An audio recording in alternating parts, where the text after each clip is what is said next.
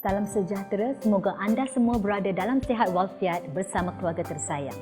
Saya Mas Diana dan hari ini saya akan kongsikan 6 tips untuk mencapai hubungan baik antara majikan dan pembantu rumah. Pertama, berkomunikasi secara terbuka. Perhubungan yang baik memerlukan masa dan kepercayaan. Bertanyakan tentang keluarga, kehidupan dan tempat asalnya sebagai permulaan. Selaku majikan, anda juga boleh berkongsi pengalaman anda sendiri. Sesekali perlu untuk anda berbual santai atau berbual kosong tentang hal-hal yang tidak berkaitan dengan kerja-kerja rumah. Kedua, pembantu rumah anda tidak dapat memberi sepenuh perhatian kepada tugas-tugas di rumah. Pembantu rumah anda mungkin menerima berita buruk tentang keluarganya atau keadaan di kampungnya yang sedang ditimpa bencana alam. Masalah-masalah lain juga termasuk masalah kewangan yang sedang dihadapinya atau masalah pasangan yang tidak jujur di kampung. Selaku majikan yang bertimbang rasa, pembantu rumah anda juga perlu diberikan masa dan ruang untuk menghadapi masalah pribadi yang sedang melanda dirinya. Dia mungkin berasa kehilangan, bersalah, risau, bingung dan tertekan. Situasi seperti ini pasti akan menjejas emosi, tumpuan dan tahap pekerjaannya. Ketiga, pembantu rumah anda terus berdiam diri kerana takut dimarahi majikan. Adalah penting untuk setiap majikan meyakinkan pembantu rumah mereka untuk berkata benar.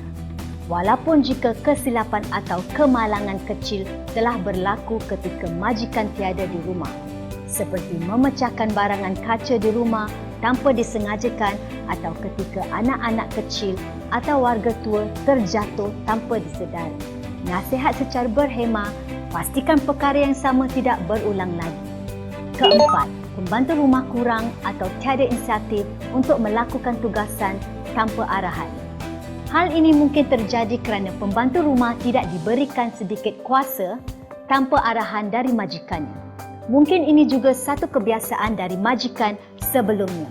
Hanya buat apabila disuruh dan tidak sebaliknya.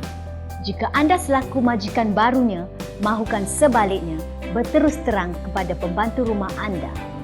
Kelima, pembantu rumah enggan bercuti, sebaliknya mahu terus bekerja pada hari cuti.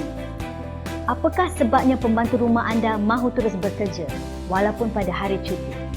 Dapatkan motif sebenar pembantu rumah anda ingin terus bekerja kerana dikhawatiri akibat kepenatan dan masa rehat yang kurang, dia boleh jatuh sakit. Keenam, pembantu rumah anda sering bergayut di telefon bimbit sambil melakukan kerja-kerja di rumah dan menjaga anak-anak kecil. Dari awal lagi kawalan dalam penggunaan telefon bimbit harus ditekankan. Telefon bimbit hanya dibenarkan dalam situasi kecemasan, waktu rehat, waktu cuti atau ketika tidak bekerja di malam hari. Dilarang sama sekali menggunakan telefon bimbit ketika sedang melakukan kerja rumah. Jelaskan risiko dan kemalangan yang boleh terjadi jika memasak sambil berbual di telefon bimbit dalam masa yang sama. Semoga tips ini berfaedah dan hubungilah Imtidad untuk pilihan pembantu rumah bertauliah. Hargailah masa anda dengan keluarga tersayang, pilihlah Imtidad.